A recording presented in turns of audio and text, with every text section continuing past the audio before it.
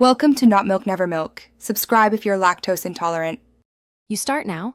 Make sure your iPhone is updated and you're signed in so widgets and shortcuts behave predictably. Pick the core apps and a dock layout before rearranging, because you'll move things quickly once in jiggle mode. Long press any app icon and choose Edit Home Screen or wait for icons to wiggle. That's jiggle mode. Once done, drag apps between pages, tap the plus to add widgets, and use the bottom dock for your 4 most used apps to keep them always visible. Now focus on structure.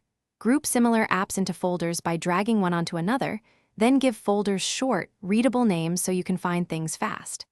Add widgets with the plus button, select size and placement that match your visual flow, and create smart stacks or manual stacks to rotate content without adding pages. Drag whole folders or widgets to different pages to set a rhythm from left to right. Once you've laid out one page, swipe to the next and repeat the same discipline. Finish by choosing a wallpaper that gives good contrast so icons and widget text remain legible.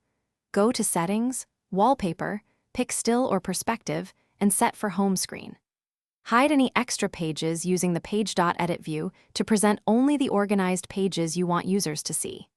If icons move back or widgets disappear, restart the iPhone, check iCloud home screen sync, and ensure you're not in a restricted profile. That usually fixes layout reversion quickly. Thanks for watching. If this was helpful, leave a like and consider subscribing. See you next time.